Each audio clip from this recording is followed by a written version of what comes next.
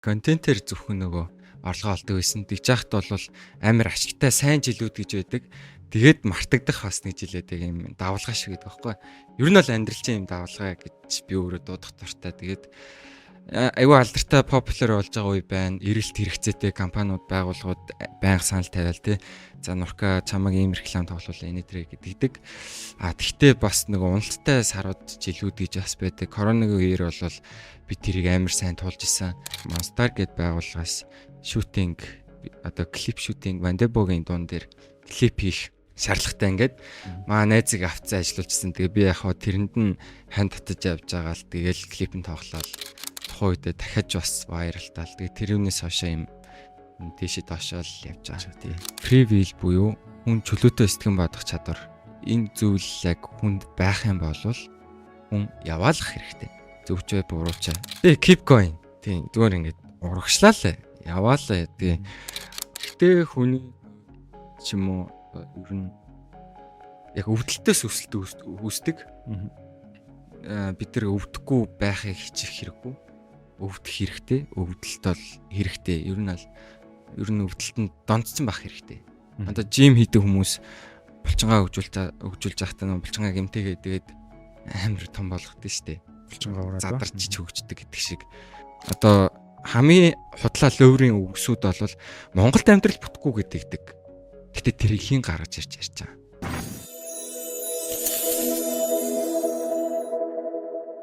За сайн байцгаана ингээд санаа суй подкастын ээж нэгэн шинэ дугаар хэлж байна. Энэ удаагийн дугаараар бид нэг өрмөц өвчнтэй. Тэр бол одоо Леруби эмэгцгийн төлөвлөрийг үүсгэн байгуулсан цаглаар нь ажиллаж байгаа Нурсултан одоо манай энэ удаагийн дугаарын зочноор хүрэлцэн орж иж байна. Та бүхэн сайн санаж байгаа бол одоо сошиал дээр Нурка гэдэг нэрээр нэлээд олон контент креатор, контент кинонууд дээр явж исэн ийм залуу байгаа. За сайн байна уу? Өдөр минь төргий. Өнөөдөр урьж оролцсонд баярлаа. За ажил төрөл нь хэрвээ зав заа ихтэй байна уу? Завгүй явж байна уу? Оройгдод. Тий, ажил төрлөө тэгээд явдгаараа яваал тэгээд уусаа нөгөө завгүй байдаг дандаа. Ачаал ихтэй байна уу? Тий, манай найзууд намайг дандаа л ажилтдаг гэдэг. Ер нь зөв. Тий. За тэгэхээр манай подкастад ойлгомжтой нэг бизнесийн талаар жоохон ярьсдаг. Тэгэхээр би шууд хамгийн түрүүнд одоо өөрийнх нь бизнес хийж байгаа орлогын талаар ярих гэдэг л тэр нь юу гэхээр орлогын хэдийн хүүсвэртэй вэ гэж одоо асуудаг боломжтой асуудаа шууд эхлээл асууж байна л да. Сая бол цэцгийн дэлгүүрийг хэдүүлээд урьдлаа тий. Орлогын их үүсвэрүүд гэх юм бол цэцгийн дэлгүүр тэгээд сахнаас бас шинэ ажил эхлүүлж байгаа. Тэр нөгөө сургалт хийж байгаа. Тэгээд сургалтээс бас тодорхой хэмжээний орлого олж байгаа. Тэгээд бас хажуугаар нь бараа зардаг онлайн шоп эрхэлдэг. Тэгээд хүмүүс бас тэрийг харах мэдгүй. Би тэгээд өөрөө сурчлахгүйгээр зүгээр нөгөө бусад хүмүүст цалингийн нөгөө сурчлуулдаг. Тэгээд өөр гэх юм бол бас контент креатор талаас реклам компани байгууллагуудын сошиал маркетингийг хариуцж ажилладаг. Тэгээ одоогоор яг төвлөрсөн байгаа нь болохоор цэцгийн дэлгүүр тэгээд сургалтын дээр анхаарч байгаа. Зөв цэцгийн дэлгүүр сургалт онлайн шоп контент креатор за 5 6 орлогыг өсвөрн тий. Тэгэхээр сургалт гэхээр одоо чинь юуны сургалт байх вэ? Би сайн мэдээлэл байгаа. Манай сургалт болохоор би өөрөө бизнесээ амжилттай болгоцсон. Тэгээд надад гарааны эхлэх хөрөнгө байдаггүй. Ер нь байгаагүй. Тэгэхээр яг яаж одоо том цэцгийн дэлгүүр гэдэг салбар чинь өөрөө Монголд өсч хөгжөөд маш олон жил болцсон. Тийм салбарт бас яаж ороод хүч үзэх үү те. Тэр талаар өөрийнхөө одоо хоримтлуулсан мэдлэгээ бусдад хуваалцаж байгаа. Мөн дээрээс нь контент хийдэг те. Жоохносоо 11-ээс тэгээд тэрнээс хойшоо бас миний амьдралын нөгөө эхлэх цэгийг тавьж өгсөн тийм том зүйл учраас тэрийг бас бусдтай дэлгэрэнгүй хуваалцдаг. Тэгээ ер нь бүр яг нарийн ширийн деталаар ярих юм бол одоо онлайн шоп хэрхэн эхлүүлэх үү, буст яаж хийх үү, за буст хийдэг юм аа гэхэд яаж одоо контентоор өөрийнхөө бараагаа борлуулах уу, онлайн борлуулалтыг яаж гаргах уу, эсвэл бол карьер хөөгөөд яг юунд хэрэгтэй, карьер хөөгөөд би сард хэдийг олдیں۔ Бизнесээ онлайнтай холбосноороо сард би бас хэдэн сая төгрөг одоо олох боломжтой байдیں۔ Тэ. Тэгээд одоо жишээ нь цэцгийн дэлгүүр гэвэл манайх 90% нь онлайнаар гардаг.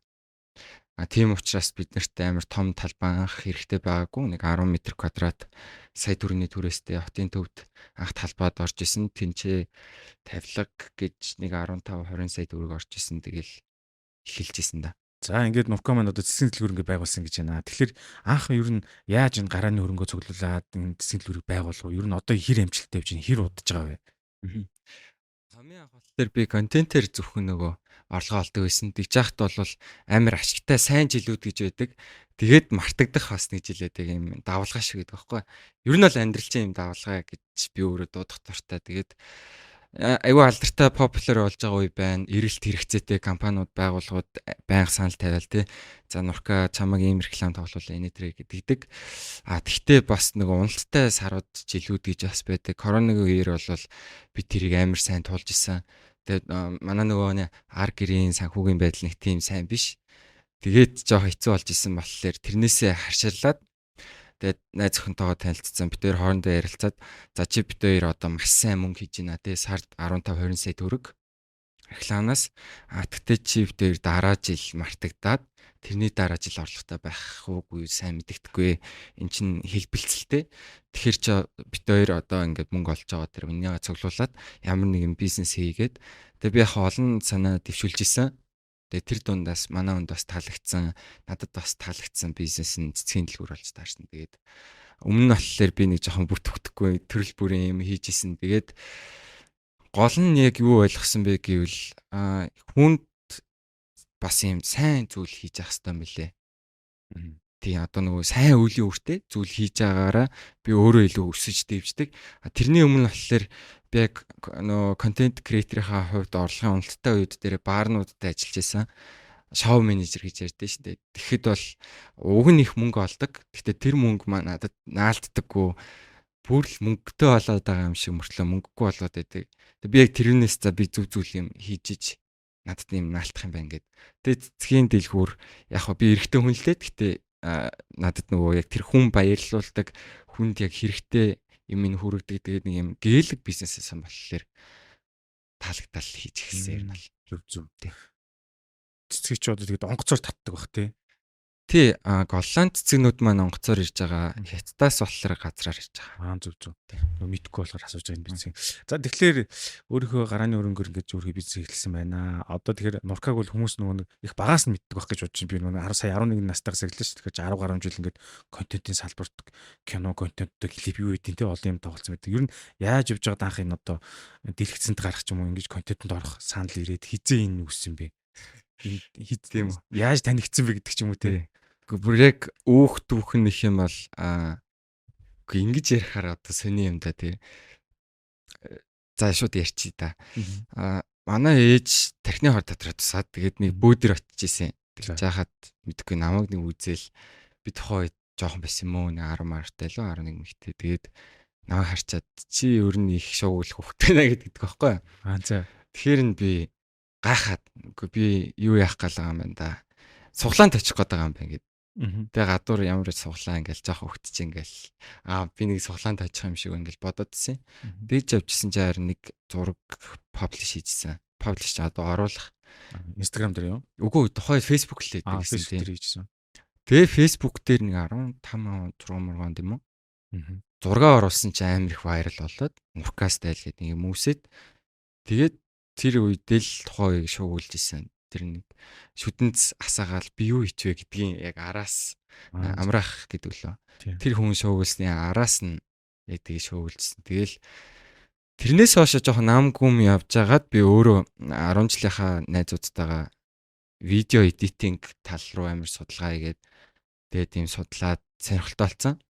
Гэсэн чинь Monster гэд байгууллагаас шүүтинг одоо клип шүүтинг Вандебогийн дуун дээр клип хийх шаардлагатай ингээд маа найзыг авцсан ажиллуулчихсан. Тэгээ би яг хоо тэрэнд нь хань татаж явж байгаа л тэгээл клипэн тоглоал өөрөө хамт клипийг хийлцэж явж байгаа. Тэг клипэн тоглоал тэгээл тухайн үедээ дахиад бас вайралтаал. Тэгээ тэрүүнээс хойшоо юм дэшид доошоол явж байгаа. Тий. Зүг. Хай нэг вайралчаал тэгээл намгүн болоод Зүг. Ер нь бол юу яаж штэ сая ярианы хин хэлжсэн тий. Зарим мартагдах үеуд гэж байна гэдэг гоё тайлбарч тий. Зарим үедээ ингээд нэлээд сайн хийдэг үе ингээд тэрийг бас байнгын юм шиг харахгүйгээр одоо 20 өссөн биз дээ тий. Тэр санааг бас авлаа. За ах вайрал болсон түүхийг нь бол одоо сонслоо. Ер нь ингээд хүн болгоны хар хүнцэг өөр байгаа штэ тий. Одоо чинь чамтай уулзаагүй мэдхгүй тий. Өөрөөр л юу гэдэг сэтгэл бичиж магадгүй бах тий. Тэгэнгүүт яг чиний хувьд одоо чинь өөрөө чинь юу гэдэг те би ийм штэ хүмүүс ингэж буруугаар ойлгодог штэ бод амьдрал дээр ийм байдаг штэ гэдэг тийм ярих зүйл байгаа бол одоо чинь хүмүүс жоохон буруу ойлголттой л байдаг юм шиг би тэгж бодож яг чиний тухай. Тий. Миний талаарч бас бус хүмүүсийн талаарч ер нь нийтээрээ буруу ойлголттой байх нь аргагүй. Яагаад вэ гэвэл одоо контент креатор хүмүүсийн хувьд нэг контентын арга барил нь явчихаар тэр шинжээ дагаж явдаг.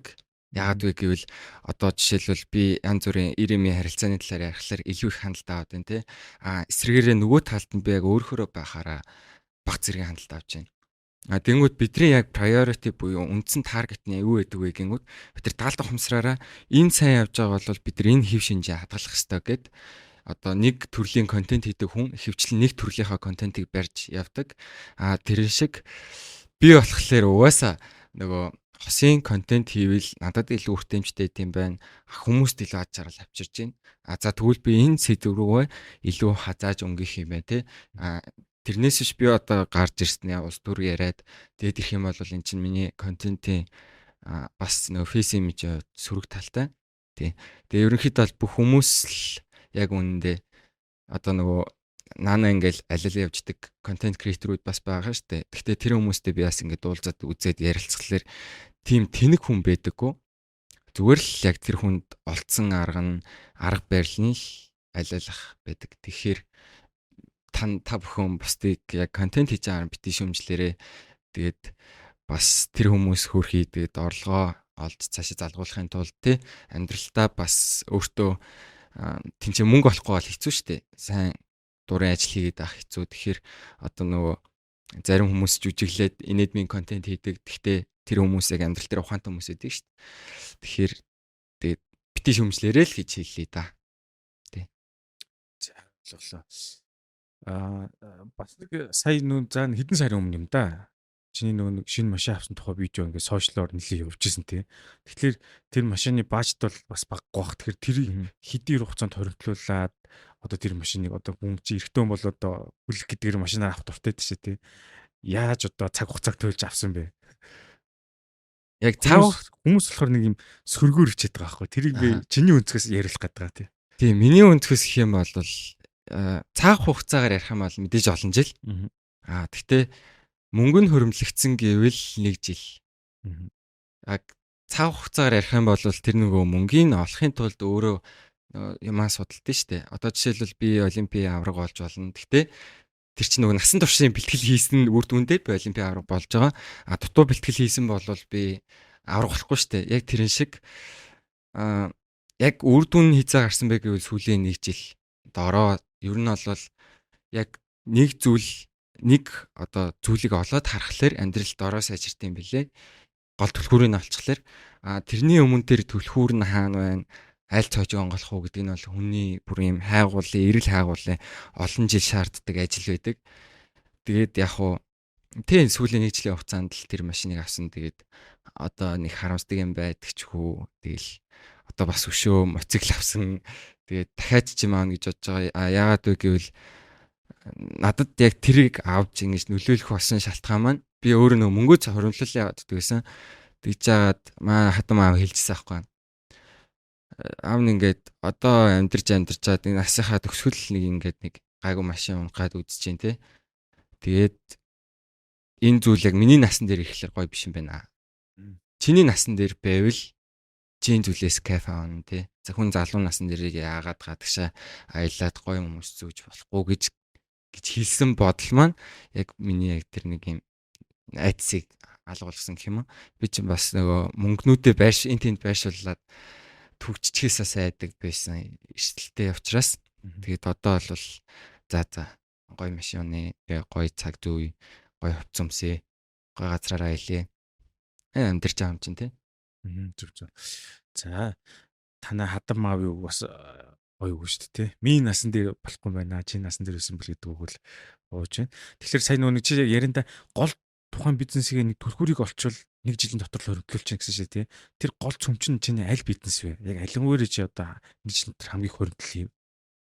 Тэгээ онлайн борлуулалт ерөнхийдөө засгийн дэлгүүр маань болохоор одоо нөгөө community тал руугаа байхгүй community өсгөж би анх энэ чинээс ийм мөнгө олоодхыг гэж эхлэегүй. Зүгээр л надад нэг хийх юм хэрэгтэй байна. Тэгээ би угаасаа миний тарихын нонстоп ажилладаг төрлийн хүн баггүй. Одоо workaholic төрлийн хүн баян юм бодож идэг ингээл стресстэй л шөнө орой болгон утас үзэл за нийгэм яг ямар шүү байдалтай те хүмүүс яг юу сонирх чинь юу сонирхгүй ингээд арай нэг юм судалгаа талтай хүн гэх юм уу. Тэрийг бол мөнгө олох гэж хийгээгүй. Тэгээ тэр талдаа нэг их мөнгө олдоггүй. Хөвчлэн би юу гэж хардаг вэ гэвэл community бэжж бизнес дээр утга учиртай харилцаа үүсчиж тэр зүйл илүү хол явдаг гэж би боддог. Тийм болохоор би бол яг цэцгийн дэлгүүрийнхээ хувьд алдагдaltaй ажилласан үедээ бусад олж байгаа орлогоос одоо мөнгө оруулцдаг. Тэгээ мэдээч нөгөө сезоны үед байгаа тэр үе дээрээ олохтой. Тэгээ ерөөхдөө бол хамгийн их кэрэлдэг нь хамгийн их одоо кэрэлж одоо анхаарж байгаа нь ажилчид маань байдаг. Тэр хүмүүс маань надтай адилхан залуучууд тэгээд тэр хүмүүстэй л ер нь бол анхаарал явцдаг. Бусад нөгөө онлайн борлуулалтаас бол мэдээж арай маржин өндөртэй, нуграа өндөртэй тийм ашиг бол болж байгаа. За одоо тэгвэл хоёулаа онлайн бизнесийн нөгөө нэг би жоохон дэлгэрүүлж асууж байна. Бас нөгөө өмнө онлайн бизнес гэдэг хүн манад орж ирсэн. Тэгэхээр яг сэдвэн ерөнхийдөө давтагдж байгаа ч гэсэн чиний арга барил нь болохоор арай өөр байх гэж бодож байна. Одоо чинь чи сая ярианыхыг дэлжсэн тий. Олон хүмүүс би яг өөрөө ингэж юма зардаггүй. Олон хүмүүст ингэж таргаад зарчдаг гэсэн. Тэр нь яг ямар бүтцсэн бол жоохон дэлгэрүүлвэл affiliate marketing. Affiliate marketing буюу одоо би за ийм нэг юм шошго яхаар болё, зархаар болё тийм ээ. Тэгэх юм бол би борлуулалтын хувь тохирчдаг гэсэн үг. Бусад инфлюенсерүүд те. Тэр маань мэдээж бүгд инфлюенсерүүд найзууд маань байгаа штэ. Тэр тэдрээгээ ашиглаад за өгшөө би нэг 80,000 төгрөгөөр зарж байгаа. За чи нэг ширхгийг борлуулад надаас 10,000 төгрөг аваа. Чи 1000 ширхгийг борлуулвал чамд 10 сая төгрөг би өгье. Чамд аль нэг байгууллагатай хамтраад юу маркетинг сурчлага хэвлж идэлтэй сая төгрөг 2 сая 3 сая хийдэг авах мэдгүй. Гэхдээ чи тийм үр дүнд хүрнэ. Би бол чамд баттай хэлье. Энэ бараа угаасаа зарагдах талаар би чамд ингээд туслаад өөрийнхөө туршлагаа би чамтай хуваалцсан. Нанд барагч нь би зарах талаас нь би чамд заа зөвлөж өгнө. Яаж маркетинг хийх вэ? Аль талаас нь сурчлал хүмүүс илүү авах уу? Яг тэр худалдаа авалтын үйлдэлийг яаж өдөх үү те? Яаж эхлүүл товч бөгөөд тодорхой яг тэр худалдаа авалтанд нөлөөлөх үү гэдгийг ерөнхийдөө бол ярилцаж нөгөө хүндээ заагаад тэгээд нөгөө хүн маань ерөнхийдөө одоогийн байдлаар хийсэн контентуудынх маань ерөнхийдөө 90% нь ашигтай. Аль талаа креатор тал дээрээ ч гэсэн нөгөө талтай над дээрээ ч гэсэн ингээд ашигтай хоёр тал дээрээ явж идэг гэсэн үг. Ойлголоо. Тэгэхээр бүх найзууд нь одоо followersтэй олонний танил хүмүүс гэж ойлгож болох уу?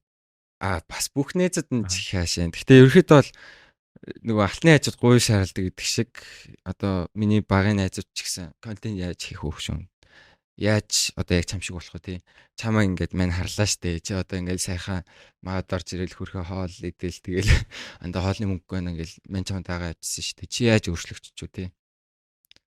Би яаж чам шиг болох вэ тий? Хэдүүлээ яаж хамтдаа хөгжих үү гэдэг болцсон. Ер нь бол. За тэгэд нэг өөрийн чинь нэг юм яриа байсан юм байна. Монголд инфлюенсер байхгүй хэтэрхий жижигхэн зах зээлтэй гээ тий. Яг нөгөө үе миний бодол өөрчлөгдөж байгаа. Тэгээд Монголд инфлюенсер байхгүй гэхээсээ илүүтэй одоо би юу ч хардаг болсон бэ гэнэ сүүлийн 3 4 жилийн хугацаанд яг анх тэр бол 19 он маань нийлээр байсан баг. Яг гэвэл тэр үед нөгөө инфлюенсер маркетинг гэдэг зүйл Монголд хөгжөөгүй байсан. Байгууллагууд мөнгө өгөөд одоо рил хийлэн гэдэг юм байгаагүй. Зөв юу байсан бэ гэвэл фото модель рекламад сторконд нэг 5 минутын 10 минутын видеонд орох тийм л ажлын санал ирдэг байсан л да. Тэгээ одоо сүүлийн үед бол хүн болгон инфлюенсер болох боломжтой гэж хардаг болсон.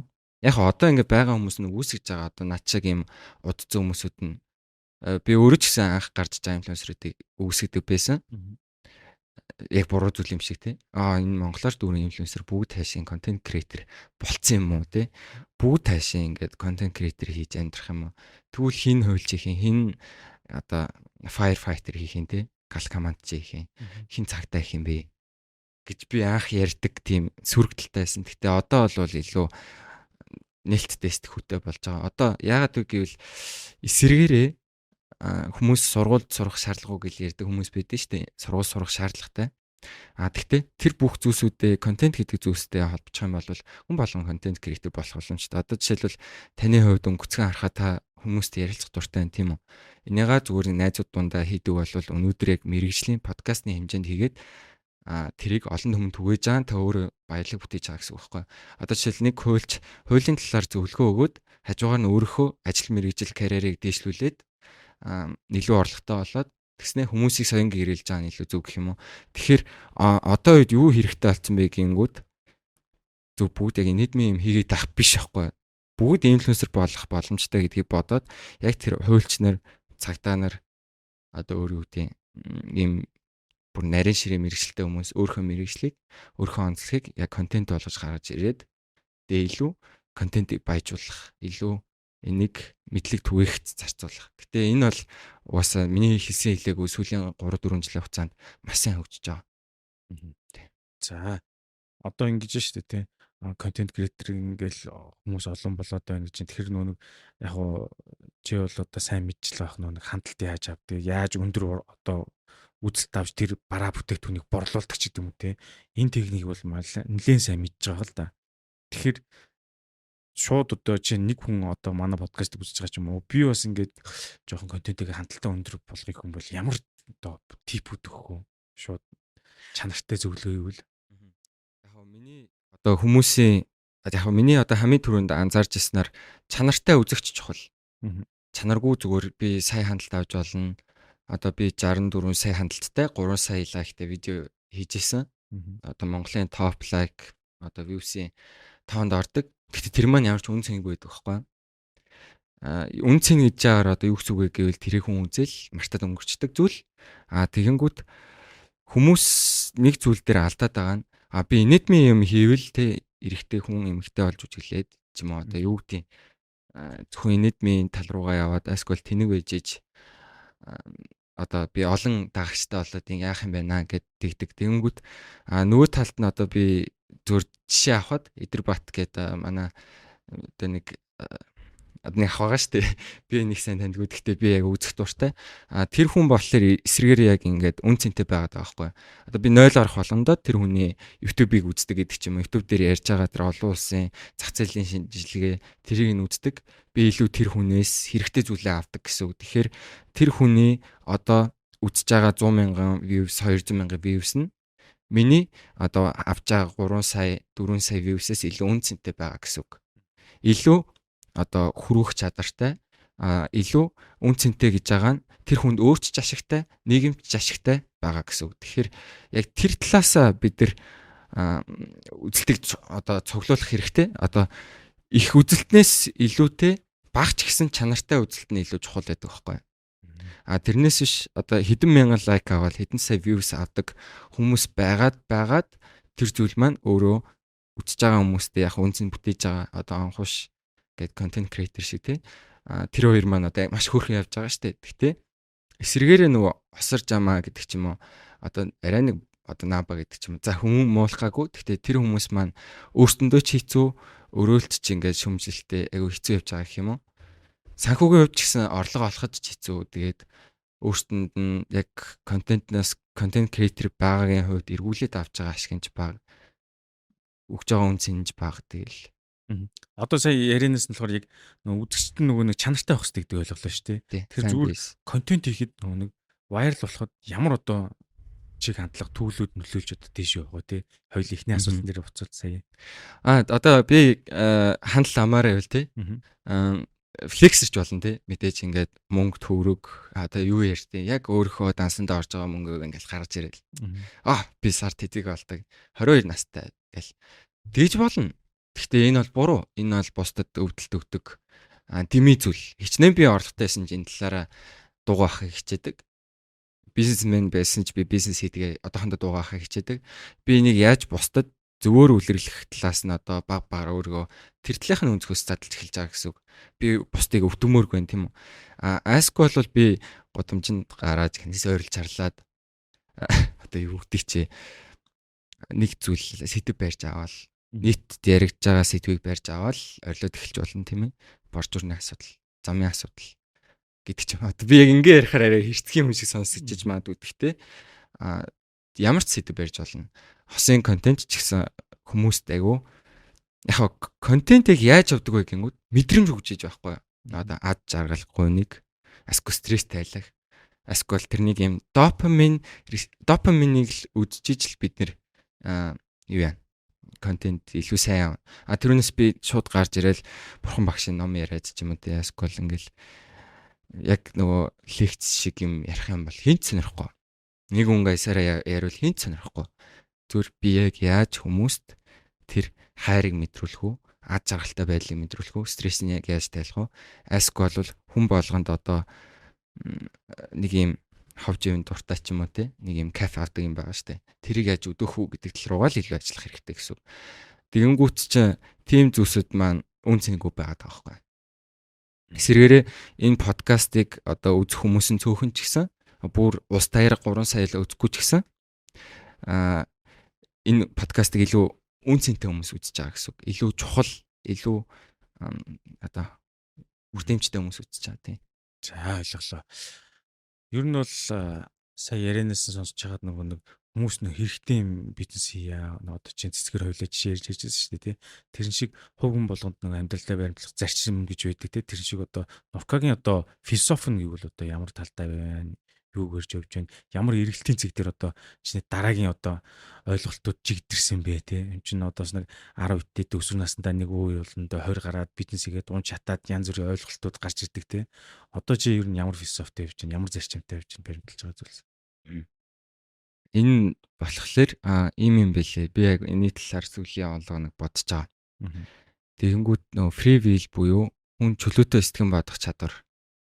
Энэ зүйл яг хүнд байх юм бол хүн яваалах хэрэгтэй. Зөвчөө буруучаа. Зөв keep going. Миний философи болохоор амьдралыг давалгаа шиг. Би одоо болцсон юм шиг хэрнээ. Энэ дахиад миний шин зүйлийн эхлэл болж идэг. Би дахиалны газар унжлалтаараа яагаад гэвэл одоо бизнесээ зах зээл байнга өөрчлөгдөж өрсөлдөгч нар одоо илүү хүчтэй болж штэ. Миний ганцаараа болоод тарцсан байсан юмыг бүхэн олоод тарчхлаар тэрнээс би ганцаараа хоолоо тогоод ганцаараа хоол иддэг байсан бол олон хүнтэй хоолоо авах болчин тий. Тэгэхээр би бизнесээ явж ч гэсэн удахгүй ер нь бол жоохон хэцүү болно гэдгийг би бол таамаглаж байгаа. Ирээдүйн эрсдэлт бол угаасаа байнга бэлэн байдаг болсон.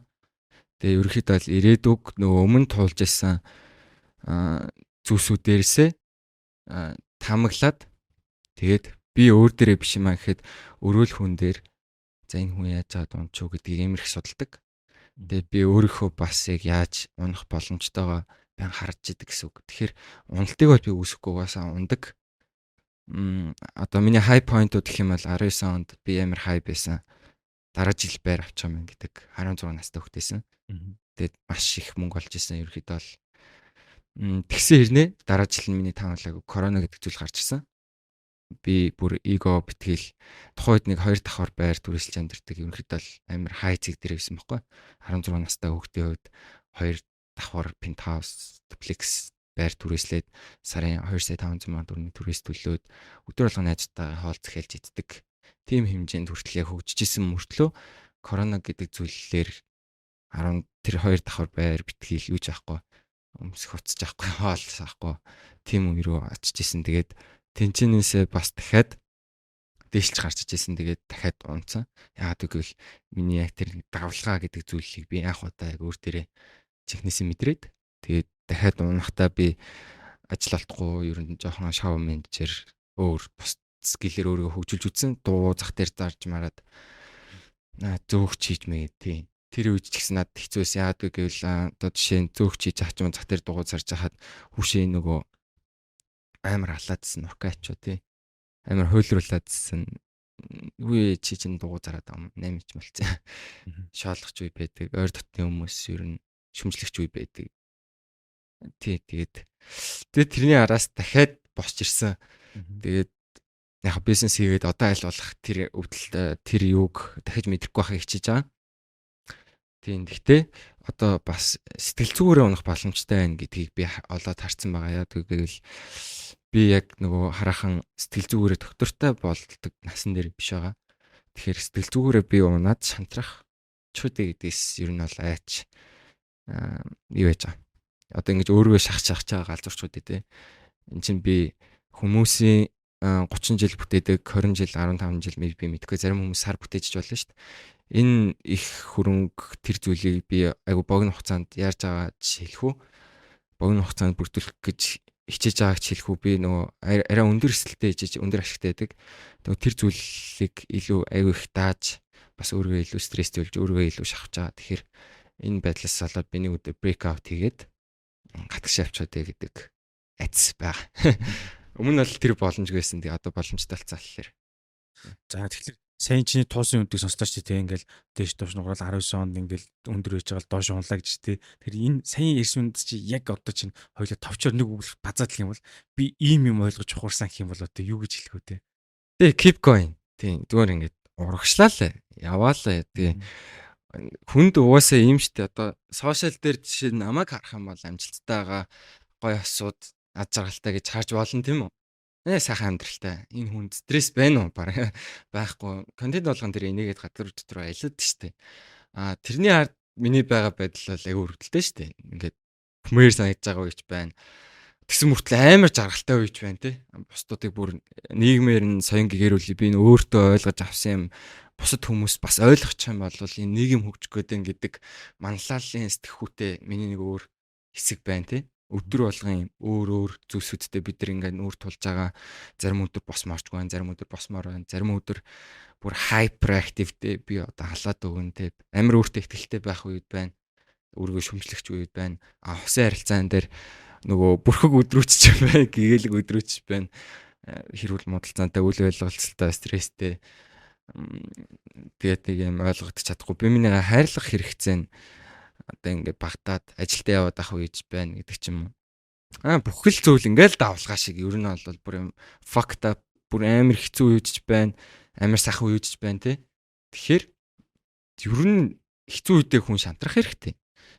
Хэцүү үедээ унтмарк байгаа үедээ шүнжэнгөө юм судлаад аскол зүгээр тоглоод аскол өдөр 4-5 цагаас босоод нөгөө одоо ийм ойлголттой тийш нөгөө амжилт гэхээр нөгөө өглөө 5 цагт босоод жим тэгээд тэ сэтгэл зүрхээрээ бүр юм чулуу шиг юм төмөр шиг юм алдаг тийм хүн гэж байхгүй энэ хорвоо ертөнц дээр гүнэлдэггүй хүн гэж байхгүй айдаггүй хүн гэж байхгүй инээдгүй хүн гэж байхгүй тийм тэгэхээр заавал амжилттай гэдэг чинь нэг ундаг хүн байна хийхэлгүй тэгээд өглөө босоод хүн амжилттай болчихгүй зүгээр л яг өөрөө өөртөө ажиллаад өөрөө өөрхөө тэр мотор түлхүүр хаана асаад байна те би бол одоо жишээ нь бодож юу ч хийхгүй байгаа юм шиг мөртлөө тархин дотроо таамаглаж тооцоолоод сард одоо ядгүй гэнэ 2-7 хоног бодоод 1-7 хоногт нь би яг мэдрэл муутай юм шиг ороод тэгээ нэг ажлыг болгочихлоор би сар амралтаа аваад тэгж явдаг. Гэтэ миний тэр 7 хоногийн үр бүтээмж 2 3 4 сарын үр бүтээмжтэй тэнцвхийц их юм хийждэг нойргүй баг хоолж идэхгүй тэгээ явцдаг. Тэгээ яг энэ байдал маань би ярих байгаа. Тэгээд урттай миний эрүүл мэнд урт наслах дээр нөлөөлөгч гисэн. Энэ миний осон төлхөр байхгүй. Тэрнээс биш би өөрийгөө бас боддог лээс би болчингаа хөгжүүлэх хэвээр бол одоо тэгтээ яг би хөгжүүлнэ. Тэгсэн чи яг эрүүл мэндийн жоохон хэцүү байдалтай болж таарсан. Хөлн дээр нэг судасны бүдүүр хийдэг зүйлтэй. Тэгээд яг би хөдөлгөж болдгоо. Тэгээд удаан зогсож чаддгүй. Тэгэхээр ерөнхийдөө л одоо өөртөө тааруулж ажиллаж байгаа тийм. Өөргөө биеийн биедлийг анзаарч хараад тэрэндээ тохирсон ажиллах нь шүү дээ тий. Тэгэхээр яг сайн ярианаас нь би болохоор Нуркагийн одоо висоп нь л одоо цогцолтгүй урагшил гэж байгаа юм биш юу ч тохиолдсон байл би тэгж ойлголоо шүү дээ. Ярианаас базаа хэлэх юм бол. За тэгэхээр сая нурж унах одоо сэтгэл санаагаар унах зүйлс гэж байдаг гэсэн. Тэгэхээр одоо яг чиний үеийн чиний насныхан тий сэтгэл зүйн эрүүл мэндэ энийгээ яаж одоо гоё эрүүл байхын тулд яг юу хийдэг юм бол тий над одоо сонирхлоос сонсогдож байна л да. Ойлооч одоо өөр үед өссөн хүмүүс шүү дээ. Тэгэхээр одоо ингээд доошоо одоо ингэнэр үл эморс үе гэж яриа те. Тэр үедээ ингэж яаж дээшээ сэргэлт тавдیں۔ Тэргээ байнгын хүн ингээд доошоо ингээд сэтгэлээрээ жоох унаад байвал хэцүү шүү дээ. Тэрийг яаж дээш нь татдیں۔ Чиний арга барил те. Танаа үеийнхэн танаа найзууд юу яаж одоо сэтгэлээ засаж байна. Эрэгтэй хүний хувьд ч юм уу ер нь яг өвдөлтөөс өсдөг. Бид нар өвдөхгүй байхыг хичээх хэрэггүй. Өвдөх хэрэгтэй, өвдөлт бол хэрэгтэй. Ер нь өвдөлтөнд донцсон байх хэрэгтэй. Одоо жим хийдэг хүмүүс булчингаа хөгжүүлж байхдаа булчингаа гэмтээгээд тэгээд амар том болгох дээ штэ. Булчингаа ураад задарч хөгждөг гэдэг шиг. Тэгэхээр би өөрөө нөгөө тим хүн байсан аахгүй өвдөлтөс цухтаагааддаг. Амар байдлаа хайгаал хэвээр асуудлаа цухтаагаал тий. Тэгээд ахаар нөгөө би хөвчдгүү. Тэг яг тэрнтэй нүүр тулаад өвдөөд шантраад тэгсэн мөртлөө яг урагшлалах хэрэгтэй зүгээр. Keep going гэдэг чинь чи гонигтайсэн ч гониггүйсэн ч мөрөөдөл дээрээ бууж үжсэн ч одоо Монголд ялангуяа маш хувьд ч одоо би өмнө тэгж боддогсох Монголд ер нь бүх зүйл хутлаа. Яагаад вэ гэвэл тогтолцоо нь өөрөө нөгөө улгаан энэ тэрийг л ярьдаг штеп. Тийм байдаг болохоор тэгээ зах зээл нь жижиг юм байна гэдэг өвшөмжилж ирсэн. Гэхдээ асуудал Монголд байгаагүй надад байсан. Тэгээд угаасаа хаанч боломжийг харж чадах юм бол хаанч боломжтой байдаг ер нь. Тэгэхээр яг тэрийг олж хараад тэгээд нөгөө сэтгэн бодох хэрэгтэй ер нь. Хүсэх хэрэгтэй. Одоо манифестинг гэж ярьдэн штэ. Тэрийг задлаад ирвэл одоо жишээлбэл намайг ер нь баг байхад надад ганц байсан одоо бурсны өгдөл гэх юм уу? Онцлог нь би галзуу солиотой хүн шиг ярьдаг байсан байхгүй. Анх одоо 10 дугаар ангитай юм уу? Инстаграмаа хөгжүүлнэ. Инстаграм ирээдүйд бид нэр уцаа оруулах ихсээд байна. Инстаграм дээр яагаад ч юм андуудаа одоо алах гад нь те. Энд чинээс бид нар мөнгө олноо. Тэгээ энэ followers гэдэг юм чи одоо орчин үеийн бүр амар хэрэгтэй юм болсон мэн гэж хат нэг шалгалцсан аахгүй. Тэгээд өгшөн чиний Инстаграм хөгжүүлнэ гэдэг юу гэдэм бэ те. Инстаграм дээр чи мэдрэмжтэй хүмүүс идэг. Чи ямар мэдрэмжтэй лээ гэл. Тэгжсэн. Гэтэ яг миний бодсноор байсан. Тэгээд бас нэг анх нөгөө биткойн гэл хүмүүс яриад идэгсэн шүү дээ. Тэгээд би ер нь багасаа л тийм coin moin сонирхдаг. Тэгээд тэрний зах зээлийг мэддгүү ч хэрнээ. Тэр энэ зүйл яг нэг ингээд томрох гэдэг ингэдэг мэддэг ч юм уу те. Ер нь нэг юм манай аав би ингээд өөрийнхөө санаагаа ярихаар баахад миний хүү яг шизот баха. Чи юу яриад наа чин боломжгүй. Яг тэгэл манай аавын хувьд гэх юм бол 20 жил яг нэг газар ажилласан. Нөгөө нэг юм ал хийдэг, нэг юм да амар сайн хүн. Надад болохоор нэг сайн юм байхгүй. Олон юм байдаг. Тэгээ ерөөхдөө бол юм чөлөөтэй ярьж сэтгэж дийжиж хаждаг гэх юм уу. Одоо жишээл 3 жилийн өмнө би Porsche авч унаа гэдэг нэг найзтай хэлсэн бол анда тэр чин боломжтой юм уу? Чи бодлоо штэ гэдэг ч юм. Ер нь надад хүн итгэхгүй байсан л да. Ер нь одоо ч ер нь итгэдэггүй юм уу? Тэгэхээр тэр галзуу солиотой юм шиг сэтгэжиж бид нар арай өндөр үр дүнд хүрээд байгааг бол би өөрөө анзаарсан тий. Гой машин авч унаа гэл тэгэл гой машин авч ундаг. Бизнесээ амжилттай болгоно гэдээ амжилттай болгодог.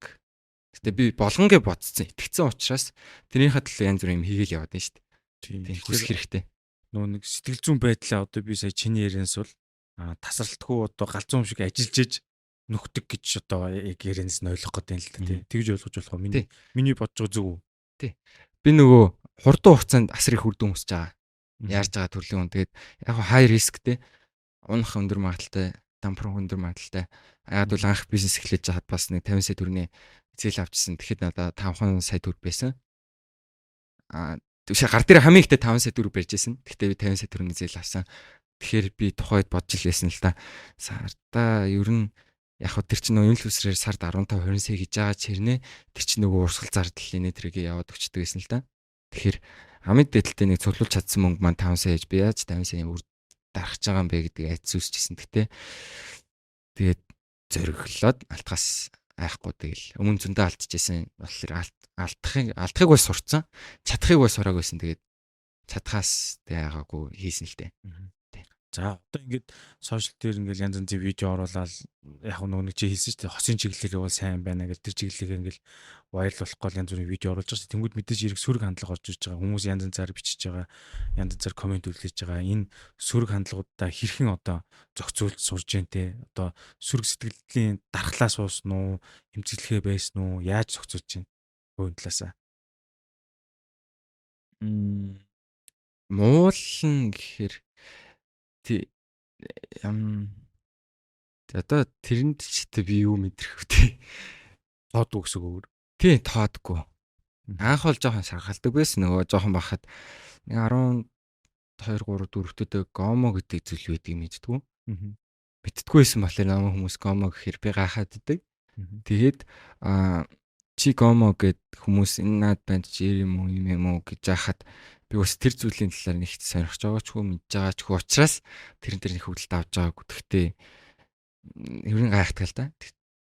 Тий. Тэгээд угаасаа нөгөө Монголын хувьд гэх юм бол нийгэм нь өөрөө арай стресстэй л дээ. Нийгэмд хүмүүс аюу стрессж байгаа.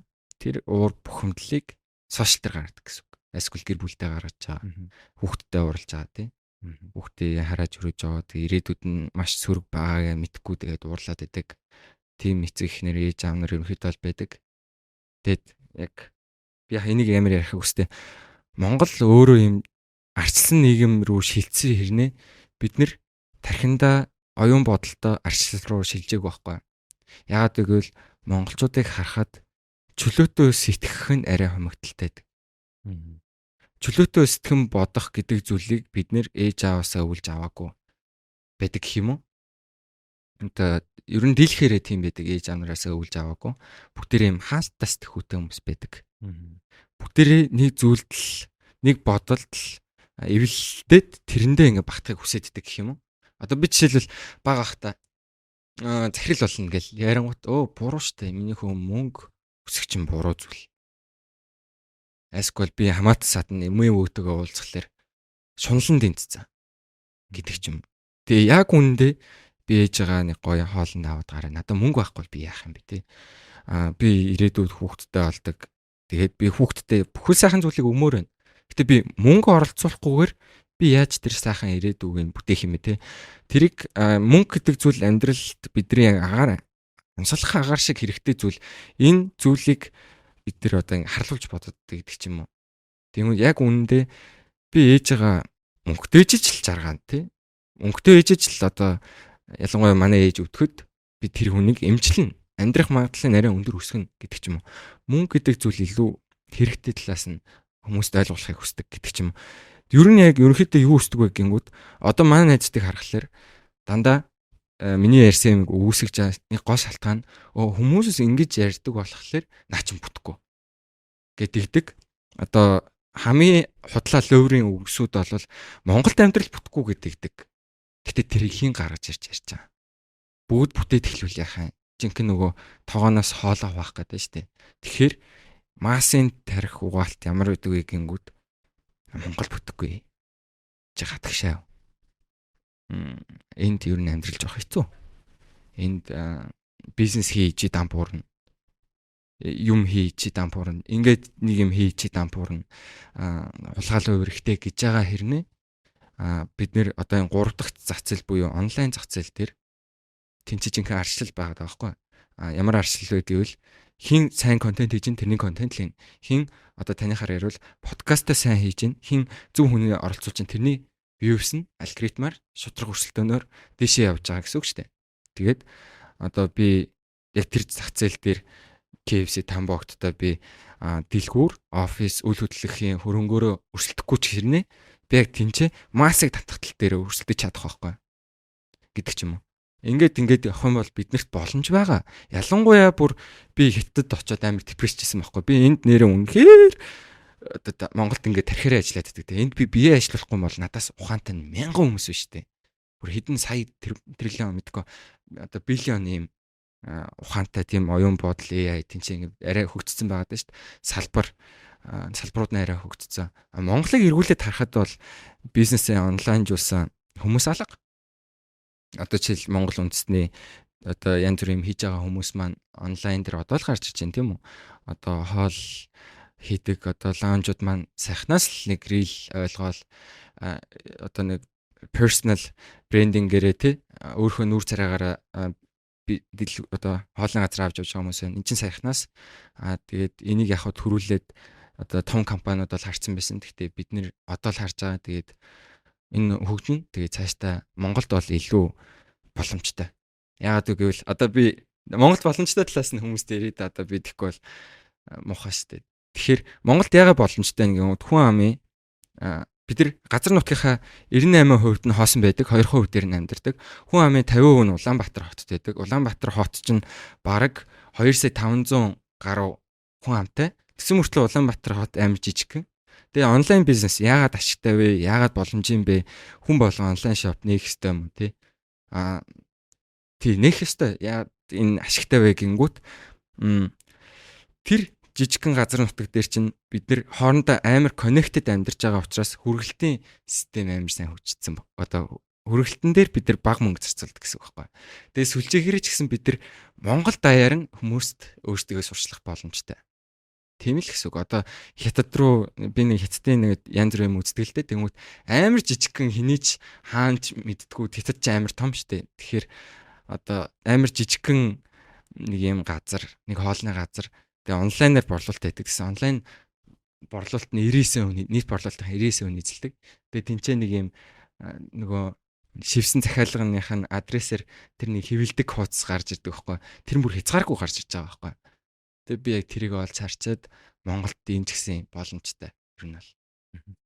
За.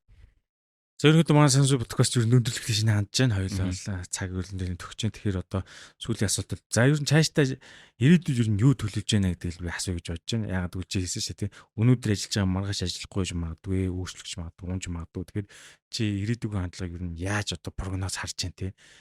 Юу одоо онлайн шоп нь яах хэвтэй, эцсийн дэлгүүр нь яах хэвтэй юм чинь энийг яаж хараад ирээдүйг яаж төлөвлөж байгаа.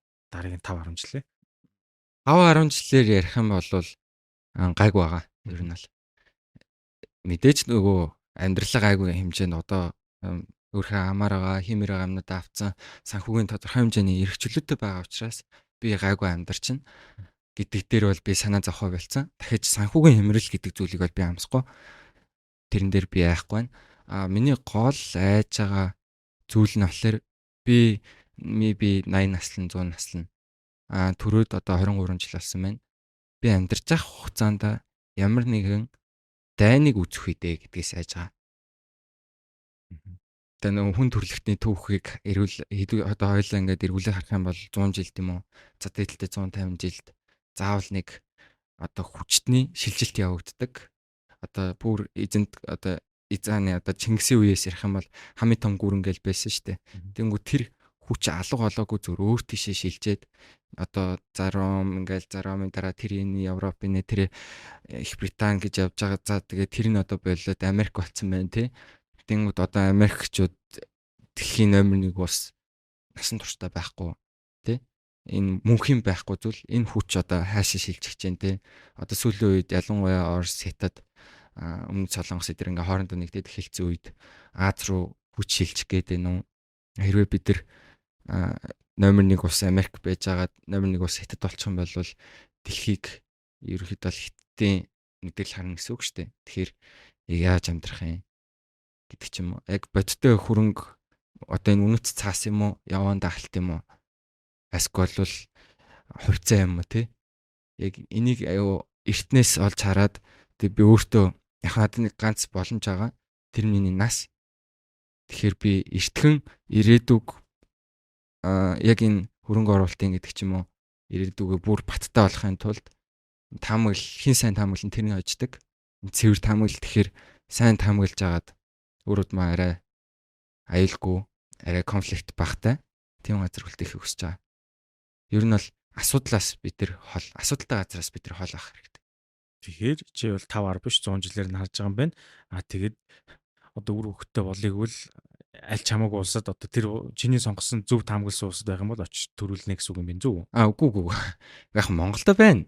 Тэгээ монголч нөгөө нэ одоо яг хоёр том гүрний дунд байрлаж байгаа учраас энэ хоёр гүр маань хоорондоо л маргалтахгүй бол бидний одоо газар нутаг дээр орж ирэл тайм байл да. Ийхэд таахгүй. Ер нь бол аюулгүй бүс. Гэхдээ нөгөө хямралын хувьд ярьж байгаа байхгүй. Хямрал болох ойрын хэдэн жилдээ маш том хямрал болох одоо энэ зах зээл амар хөөсөрч байгаа бүх зүйл амар дээш буудаал тий ингээл топ хинэндээ хүрч байгаа. Тэнгүүд тэр зүйл хизээ онох уу санхүүгийн хямралын үе одоо тэр 2006 он шиг эсвэл хэдэн он ч юм тий ингээд тэр 2008 оны хямрал шиг тим хямралыг би яг яаж давах юм бэ тий тэр хямралаар би одоо тим хямрал болоход би дахиад бизнес болчих штэ. Манай цэцгийн дэлгүүр цэцэг өөрөө яадаг нэг 7 хоног болгондоо байнга борлуулахгүй болвол ерөнхийдөө зогсчдаг бизнес аахгүй. Энэ 7 хоногийн амьдааж амьдрдаг гэсэн үг. Тэрийг өхүүлэхгүй борлуулж эргэлддэг. Тэнгүүт тиймэрхүү юм тохиолдол манайх яах юм бэ гэдэг ч юм уу. Одоо энэ долларын ханш өсөөд би одоо буст хийдэг байлаа гэж бодъё л та Facebook дээр. Миний бустны зардал өсөөд миний ашигнаас идээд эхлүүл яах юм бэ гэдэг юм уу. Одоо яг энэ хямралыг бид нар яг яаж даван туулах хэрэгтэй юм бэ? Гэл одоо хүмүүс яг нэг алт ярьж байгаа, хувьцаа ярьж байгаа. Бид нар ах жишээлбэл хувьцаа ярьж байна тий. Хөрөнгө оруулалт хий. Хувьцаа л өснөө. Уналтан дээр ичжээ ингээ өсгөнөө.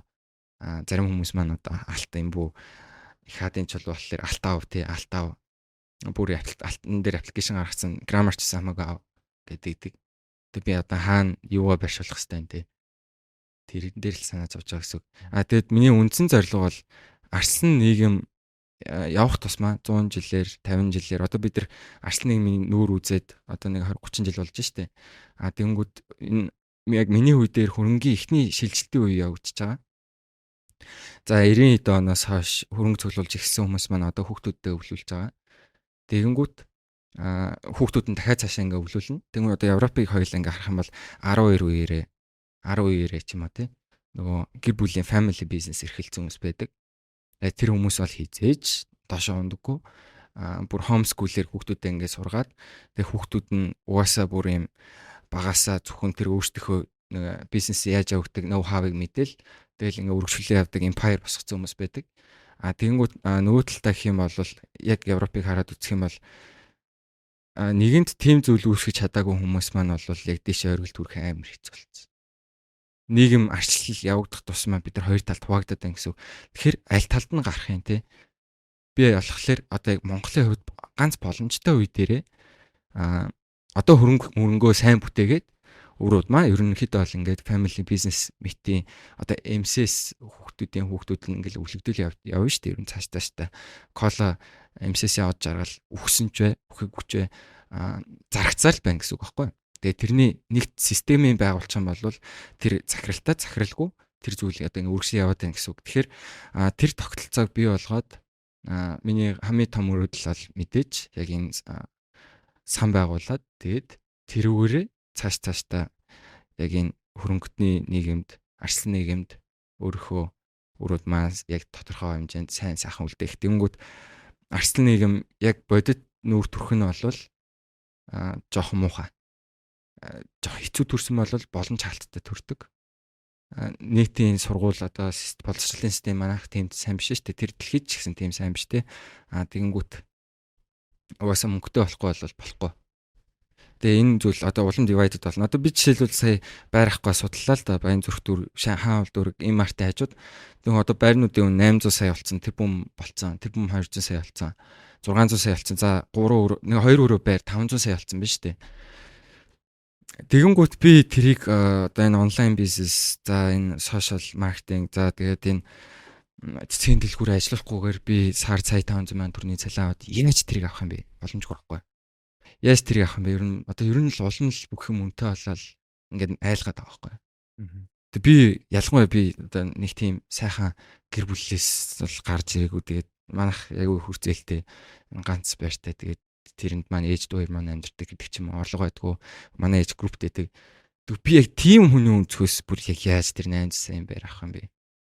Тэгээд ийм айдас байдаг болохоор би сүүлийн хэдэн жил маш хичээж байгаа. Тэгээд энэ айцыг л даван толох гэж амьдарч байгаа. Тэгээд энэ айцаа давж чадахгүй бол би яг бууж өгөх гэдэг байхгүй. Тий, амьдрал ерөөхдөө бол яг энэ арслан нийгэм бол аимшигтай. Гэхдээ нөгөө талаараа гоё өсч өгч чинь хөвдөл мэдэрч байна тий. Ер нь шашин шүтлэгтэй юу? Тий, шашин шүтлэг гэхээс илүү ерөнхийдөө бол одоо бүх шашны талаар л судалж байна да.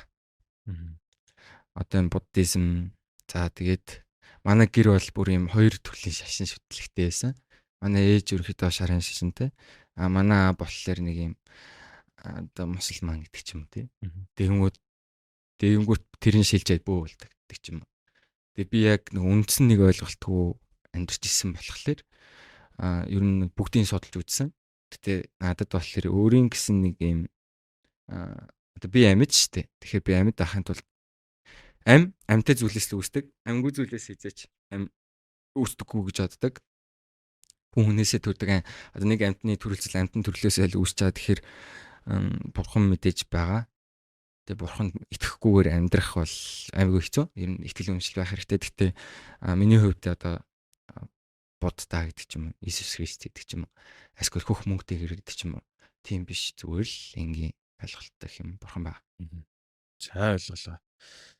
Ингээд санаа суй подкастын ээлжлэгийн дугаар маань энэ төрөд өндөрлж байна. Өнөөдөр цаг гарган хүрэлцээрсэн Нуркад их баярлалаа. Бид тэгээд Нуркагийн ертөнцийг харах өнцөг үзэл бодол тэгээд хийжсэн бизнесийн талаар дэлгэрэнгүй ярилцлаа. За та бүхэн маань нэг галзуу солиотой юм шиг ярьсан бол битгий гахараа тий. Ерөөдөө нэг юм төрлийн хүн байдаг байгаа шүү. Тэгээд тийм л энэ да. Тий. За дараагийн дугаар хүртлээ түр баяртай. Зааштай.